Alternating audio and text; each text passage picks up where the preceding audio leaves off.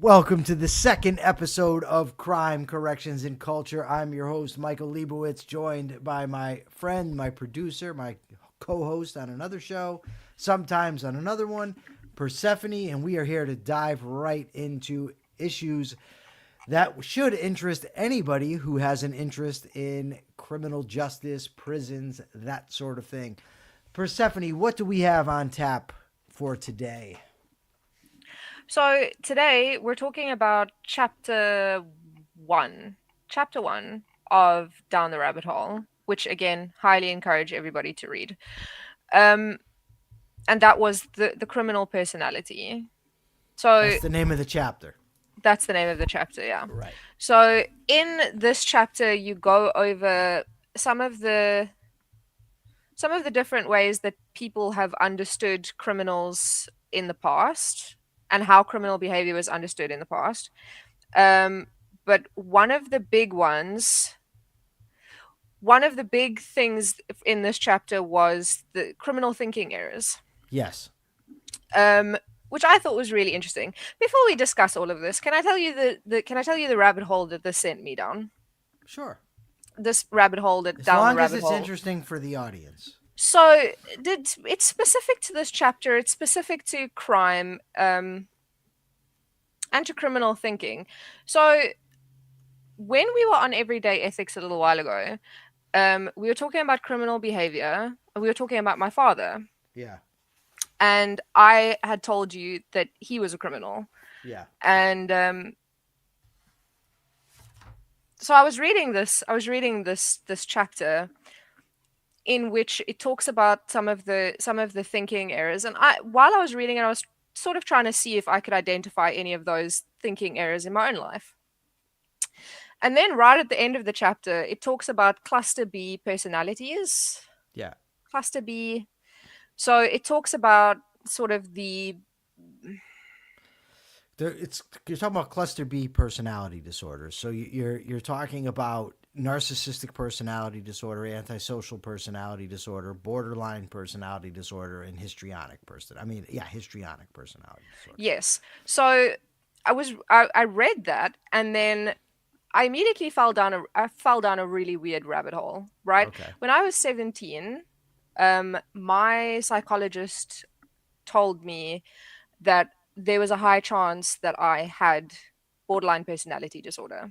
Okay. And she didn't want to give me a formal diagnosis. She said she wouldn't formally diagnose me until I was 21.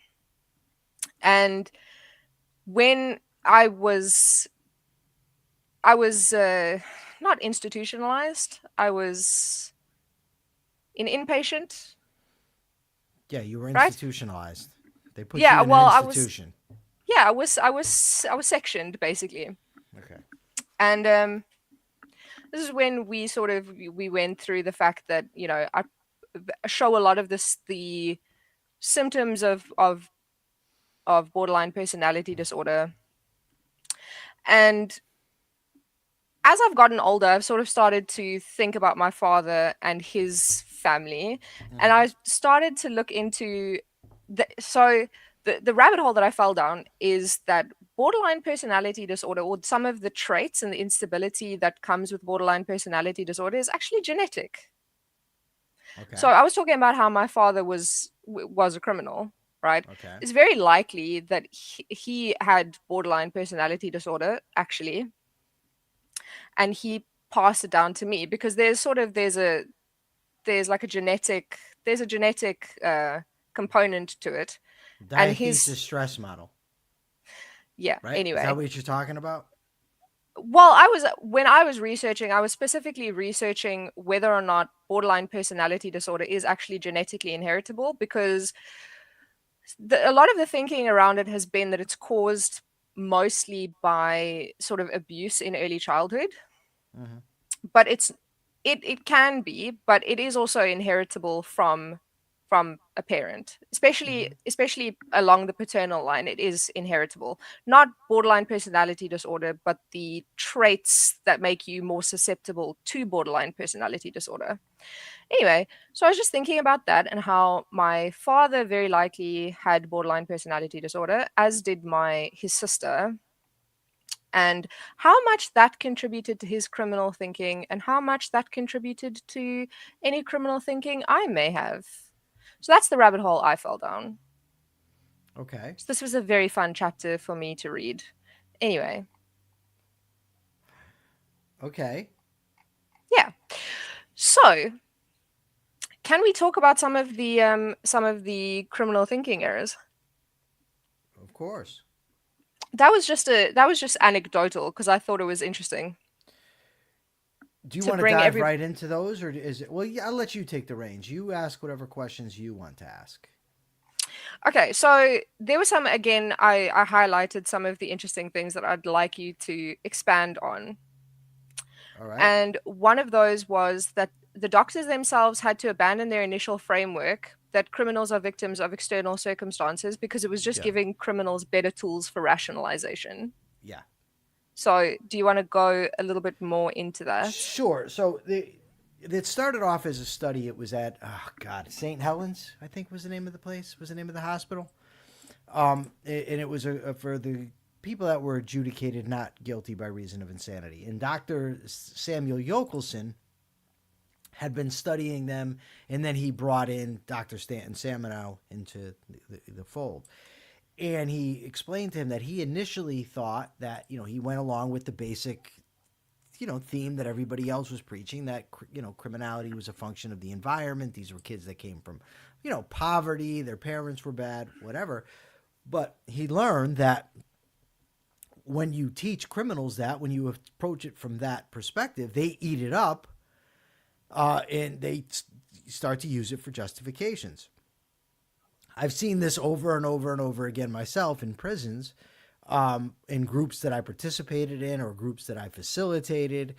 It's a serious problem, and there's many programs to this day within the prison system that still do that. They teach them that, well, America, the capitalist system's unjust, or you're poor, or it's racism, and it just completely sucks away the personal responsibility from the offender. So when you were just talking to me about heritability with borderline personality disorder, there may be genetic components. I'm sure there are, but that doesn't do away with. It doesn't jettison volition. It doesn't jettison free will. It doesn't jettison personal responsibility. What it means is you've got something to deal with, but you can deal with it. And similarly, if you've got a kid grows up in a bad neighborhood or a crime-ridden neighborhood, that's something that he or she has to learn to deal with. So, we're talking about crime corrections and culture, not BPD. But you said it doesn't rob you of your volition. No. Something that's very interesting about BPD is that people who are diagnosed with BPD and who are told that it's an impossible disorder to live with, you basically you have very little control over your actions, have much worse outcomes Yeah. than people who are taught coping mechanisms. And here's what was really interesting to me is the people who were taught proper coping mechanisms and went to therapy rather than just medicating, and who did like pretty intense therapy and learned coping mechanisms for one of the big problems with borderline personality disorder is like intense violent rage. Yeah. um, and the people who are taught coping mechanisms, by the time they hit 30 or 40, actually no longer meet the diagnostic criteria for having borderline personality disorder. So, yes, if you're told that you have no control and it's a problem in your brain, which it is, um, if you're told that and you're told you've got no control over it, your outcomes are so much worse than Right. if you are taught that at the end of the day, is it more difficult for you to regulate your emotions and to control your temper? For me, I have a hair trigger temper. And when I was younger, like this is one of the reasons that I ended up, in an institution, is because I had an extremely violent temper and I was extremely violent. Um, and if I had been told, oh well, you're fucked, sorry, you're screwed for life, then I would never have learned like how to manage that and how to Yeah. cope with that. So this is interesting. So yes, you do not, as we're going to see, one of the criminal thinking errors they identified was what they called the victim stance, Mm. where criminals will see themselves as victims or use the idea that they are victims to try to get themselves out of a crime or out of trouble. And I can attest in my own life of doing this is all my life I thought I was the victim. Nothing was my fault. My parents were drug addicts. I grew up in a housing project. I was taught to be a criminal. I had no choice. It was everybody else's fault. When I was 19, I was drunk, and a girl that I was friends with, just friends, she called me up, and she says, "You're drunk again?" And I said, "Yeah, yeah." And she says, what's the deal? And I basically told her, "You don't know what I've been through." And she said to me, at some point you've got to stop using that as an excuse. Of course, I didn't, not till much later. But I've seen it time and time again that you tell people they're victims, and they will, especially criminals, they eat it up. It's not my fault. It's everyone else's fault. Uh, I'm not to blame. It's my parents, it's society, it's racism, it's slavery, whatever the case may be. It's not me. No, one of the best things that ever happened to me in my life, I was in a cell with a guy who I was in 9 months in prison. And I was in a cell with a guy who was doing 3 life sentences, and he had been in jail for 21 years. And I told him, "You know what, man, I just don't think I belong in prison." And he told me, "Liebowitz, you're exactly where you need to be." And he was spot on. But he wasn't right about himself. What do you mean? Well, didn't he say he doesn't belong there? No, I Oh, said it. you said you don't belong there. Yeah, Oh, I said it. No, he killed somebody. He knew he belonged okay. No, that's fair. Um, let me find my highlights. So one of the other thinking errors, which was really interesting to me, which I'd like you to go into more detail of, is concrete thinking. Oh, there. actually, concrete thinking or sentimentality, because sentimentality is also really is an Okay. interesting one. Well, we kind of merged in here. Sentimentality wasn't one of the doctors. Mm. No, it was one of their thinking errors. But we merged it also with the view the criminal has of himself as a good person. Correct? You've just read this. It's been a Yes, while. yes, you did. Yeah. So, yeah, most, this isn't unique to criminals. Most people view themselves as good people, no matter what they do. They think basically at deep down, I'm a good person. In relation to criminals, it's obviously not true, right? So it's a distorted view. And it's no matter what I do, I'm a good person. That wasn't, you'll often hear that wasn't the real me, or I'm not my actions, right? And this allows you to keep doing bad things because if nothing I do is an indication of what I really am, then why not do bad things? What difference does it make? And, in program after program in prison, they will send the message that you are a good person. No, you're not. Good people don't rob people. Good people don't mug. Good people don't, steal money from others. Good people don't kill people, right? Not, I mean, maybe in self-defense, but I mean, good people don't murder people. But it's very hard to dislodge this idea that they're good people from the minds of criminals, especially not when the message is constantly being sent to them. But we're going to talk about programming later on, so I don't want to delve too much into it. But just understand that it is an obstacle. Until a human being takes responsibility for their actions, there's no getting better, right? And I don't care whether you're criminal, not criminal. As long as you are blaming others, you're not getting anywhere. And as long as you think you're a good person, there's no reason to change. So the doctors made it a habit of telling people, they were telling these guys, "No, you're not a good person. You're actually a very bad person." And it's very, very necessary in my view. Which like it really does kind of fly in the face of traditional, things, traditional methods of dealing with people. Oh With yeah, alcoholism, with alcoholism and drug addiction and criminals. No, it's not your fault. Don't worry. right. addiction is a disease. It's not your fault. Your neighborhood was bad, whatever. You give them a litany of excuses and you confirm their idea that they're a good person. No, they're not. So one of the interesting things in that chapter was how sentimentality fuels crime rather than Yeah. stopping it. Because you'd think it would be the other way around, right? If you Yeah, well, criminals also, I mean, it's important. So, sentimentality it also is criminals can be very sentimental. He said that he can't tell. When I read this, it was kind of laughable to me because he said, how many people in the big house in prisons have mom tattooed somewhere, and I, of course, have it on my chest. There were many times in life where I would open doors for old ladies or, help somebody cross the street. And I could always point to that as evidence of what a good person I am. Right. And there were times I would see a movie and I'd be sad. And that would just be my evidence that I'm a good guy. And what happens? I'm a good guy. I don't need to change. And that's that. And that's how it fuels criminality. They talk about, and now we criticize their idea of self-esteem because I don't think they really understood the concept. But what they were saying about it basically is that you tell a criminal he's a good person, you end up with a person that commits crimes and has high self-esteem.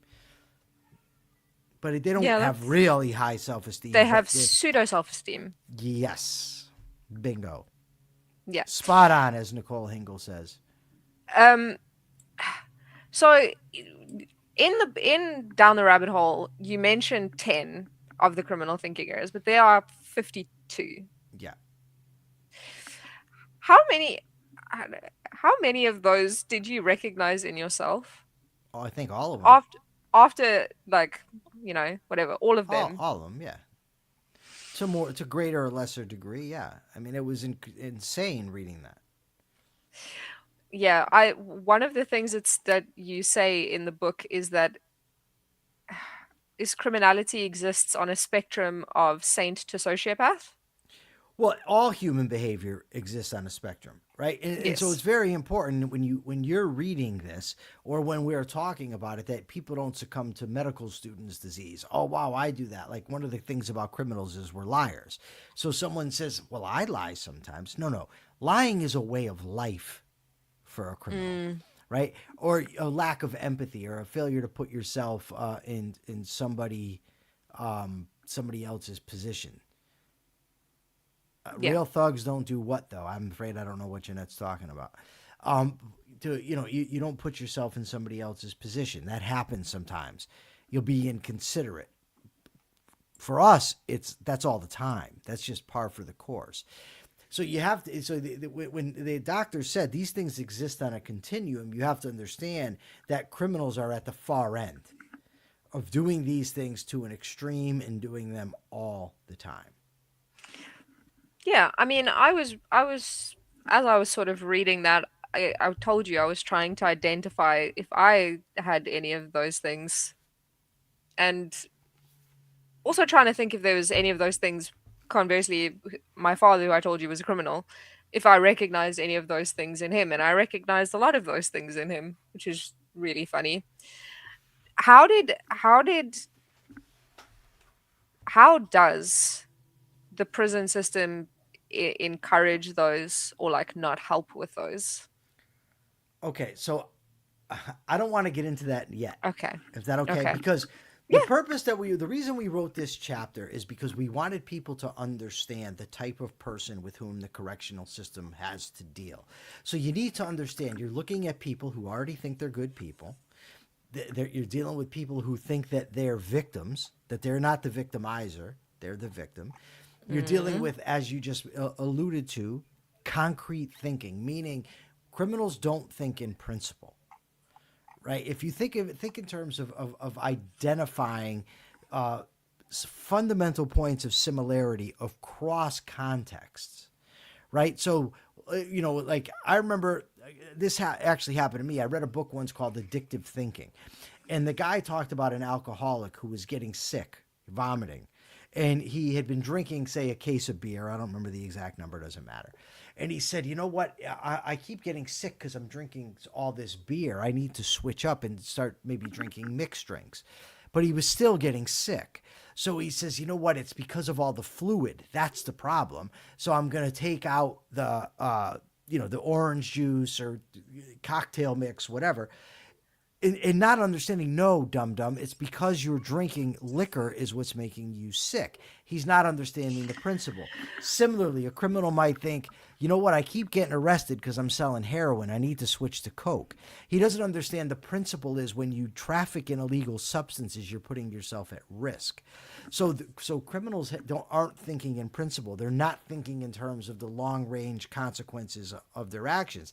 That's another error, is lack of time perspective. So for the criminal, he doesn't understand that it's not a matter of this specific crime at this specific time in this specific place. It's a matter of when you live this way, you're subjecting yourself to, losing friends, losing family, going to prison. You have to learn to think conceptually, think in principle, think in terms of your long range interests and not just what you're going to have right now. It's like the guy who thinks, wow, this drinking is really good, and then doesn't understand the hangover. You need to anticipate the hangover. You need to anticipate long range thinking. Criminals don't do that. They don't think in principle. They don't think in long range. They're very susceptible to immediate gratification. What I want, when I want it. Can you talk about super optimism? Yeah, so super optimism basically is the view that I can get away with anything. I'm the all powerful. I'm the best. I'm number one.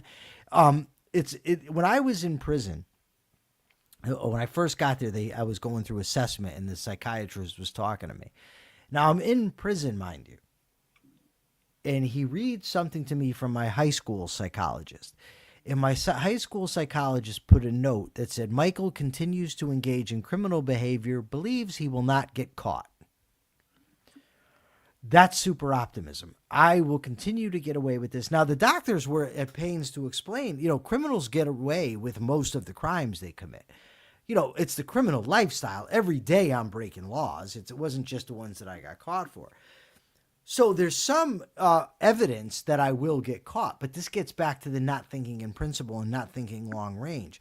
Assuming because I've gotten away with it in the past, I'm going to continue. Not understanding that the odds are against me, that I only have to get caught once and I'm screwed, right? It's like somebody who says to me, I've driven drunk 1,000 times and I haven't crashed or been arrested, and then concludes from that driving drunk is a safe activity. Obviously, it's not. And it only takes once to ruin your life and the lives of many, many others. And it's the same thing with the criminal. He believes and she believes that it's a nonstop thing, that you can just get away with whatever you do. Also, criminals tend to think that they're smarter, they're more clever, they're more athletic, whatever, than everybody else. And that feeds this super optimism, this belief that you will continue to get away with things, which is why, to sort of portend to what's coming later, it's important that they're held accountable over and over and over again. You do not want criminals constantly getting away with bad behavior, because it just reinforces the idea that they can and will.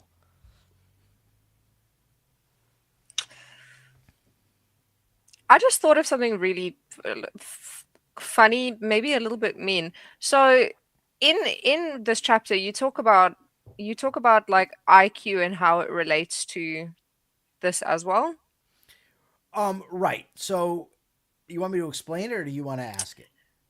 Well, just explain a little bit, and then I'll tell you the random thought that I had. Okay. So the link between IQ and crime, there's been multiple studies, and they say, well, no, when you factor in this and that. But for serious crime, serious criminals tend to have an imbalance in their IQ. So IQ, there's performance and there's verbal IQ. So most criminals have a decent performance IQ, but verbal IQ is below average for serious offenders. That would help to explain the inability, or rather the unwillingness, to think in principle. It doesn't mean they're not capable of learning. The interesting thing, and somebody was just asking me about IQ today, I have the opposite imbalance. I have a high verbal IQ, low performance IQ. So I'm an anomaly when it comes to criminals. But yes, I mean, even I believe in MRIs in brain activity for serious offenders. It's shown that they are not thinking in principle. They aren't manipulating symbols and things of that nature. I think that's what we're asking. Yeah. And then I wanted to point out you have you are an anomaly in Yeah. that. Yes. Just thinking about it. Um, so the other one was fragmentation. Right. This is something I recognize in my father, and it's something I recognize in myself as well. Well, Yeah. myself when I was younger. Yeah. It's interesting because Brett and I talked about it. If you could just fix the concrete thinking in criminals, much of the other stuff would go away. And Mm, fragmentation is one of them. So a fragmented criminal, like the guy, in one day he's interested in this, the next day he's interested in this. He sets goals, he doesn't stick to them. You'd be in a group, and everybody in the group would agree with us, and then next week we come back to the group, and they're arguing about the same damn thing because they haven't grasped it. It's fragmented from moment to moment, from situation to situation. The criminal, he's going to be a doctor, he's going to be a lawyer, he's going to be a counselor, whatever. And he might start it. He's a sprinter, not a long distance runner. Is a good way to put it. okay. So then there was three more, and one of them was ownership and entitlement. I feel like that's kind of a bit of an obvious one. We combine the two? I believe we did. Ownership and entitlement. Yes, you did. Okay, so the reason we did that, ownership was the way that the doctors put it, and entitlement is the way that Dr. Glenn Walters put it. Glenn Mm. Walters took from the doctors quite a bit in his theory of the criminal, the lifestyle criminal, he called it. So ownership is basically criminals think that people belong to them. And it's not an explicit thing where the criminal says this belongs to me, that belongs to me, you belong to me, right? It's just it's revealed through action. The criminal wants something, he takes it. The criminal has it in a relationship, tells people what to do, thinks he controls them. Everything is his. They put it also, people are pawns to the criminal. He views everybody as a pawn, and he's the master player, right? So he believes that he owns things, and also believes he's very entitled. So I should have this. Criminals have a problem with differentiating between what they want and what they should have. So if they want something, they believe they should have it. You deprive them of it, you've screwed them. They're entitled to it. They're in line for chow. They're entitled to the best tray. They're entitled to the best cell. They're entitled to everything. No respect for anybody else's rights. Mm. Right. But very much, there's this guy, he always comes to mind. I walked by him once during chow, and I slightly brushed him, and he was like, "Hey man, I'm eating, you're near me, I'm eating." This same guy would be in the shower next to my cell singing at the top of his lungs, and didn't see anything wrong with that. So specifically, what you said was they think in terms of wanting and having rather than earning and acquiring, Yes. which I thought was an interesting Right. distinction.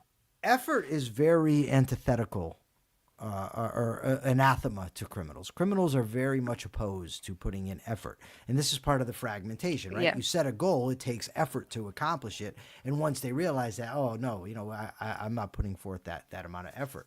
So, yeah, they're opposed to the effort. They want the unearned. They very much desire the unearned. Fast money, fast cars, fast women. So let's just quickly go through the last two before the end of the episode. The other one was lack of time perspective. Right. Well, we kind of already touched on that. It's the Yeah. immediate gratification. It's not understanding. Again, failure to think in principle, not understanding the long term consequences of my actions. I want it now. I should have it. Tie it with entitlement. I should have it now. I'm going to pursue it now. I don't think about the consequences. Throw in a little super optimism, and the next thing you know, I'm doing a 100-year sentence. I mean, all of them sort of tie together. Yes, very much so. And then the last one is lack of empathy. Right. So Well, the doctors don't use empathy because they say to talk to criminals in terms of their emotions is a mistake. They talk about failure to put yourselves in another's perspective. We really thought it was kind of a distinction without a difference. Say what you want. Yeah, criminals don't. They understand when something's done to them, like the guy who understood that he didn't want me bumping into him while I was eating. They don't understand how their behavior affects other people and don't really care, right? I'm mm, singing in the shower at the top of my lungs. I'm entitled to. It's what I want. I want it now. I don't care who else it's affecting. I'm not putting myself in the position of the guy who's trying to read, trying to sleep in the other room. and that was all of them. Okay, what I would ask you to do, because this is very important, I want people to really understand what criminals are. And you're not going to get a full understanding of it, but can you post the thinking errors? I will post the thinking errors on the Everyday Ethics Patreon for free. I'll post it as a free post. Just the criminal thinking errors, that section from the And book. Patreon. the Everyday Ethics Patreon is patreon.com/everyday ethics. But Yes. they have to pay for that? Well, I'll post it as a free post. So even if, Okay. yeah, so they'll be able to access it for free. Can But you I'm gonna, share it to X or no? yeah, I will share it to X. Okay, and But then it just gives me more space to put the stuff okay. because it is the thinking errors are most of the chapter. So Yeah, I would highly recommend that everybody, if you want to understand, because you really have to understand when Brett and I are talking about how the prison system fails, you have to understand the people that are in the prisons. So if really rehabilitation and punishment are going to be part of the equation and deterrence, you have to understand the psychology of the people you're trying to deter, the people you're trying to rehabilitate, the people you're trying to punish. yeah. All right, so Um, Persephone's going to do that. Patreon.com, Everyday Ethics. We will be back tomorrow for a longer episode. It won't be so quick as today. Today I had a hard out because I have somewhere to be. But tomorrow we will go for a little longer, maybe 45 minutes, maybe an hour. Thank you all for joining us. Let's see. Ian Gilmore says, I'm curious where you disagree with Samenow, if anywhere. I read him years ago and thought it was really interesting. You probably read Inside the Criminal Mind. I'm actually in, so is Brent, the latest edition of Inside the Criminal Mind. Samenow wrote a great review of this book. I disagree with him on self-esteem primarily.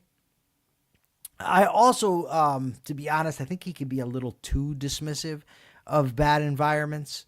I don't think that bad environments are determinative. I don't think that they can just be dismissed unequivocally, though. So also sometimes when he gets into child criminals, but by and large, I think the man was an absolute genius, and I largely agree with him. The main difference I have with him is on self-esteem. But to be fair, like Brett and I mentioned, that wasn't his specialty anyways.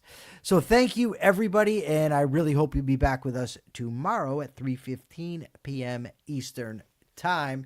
Until then, please have a great night.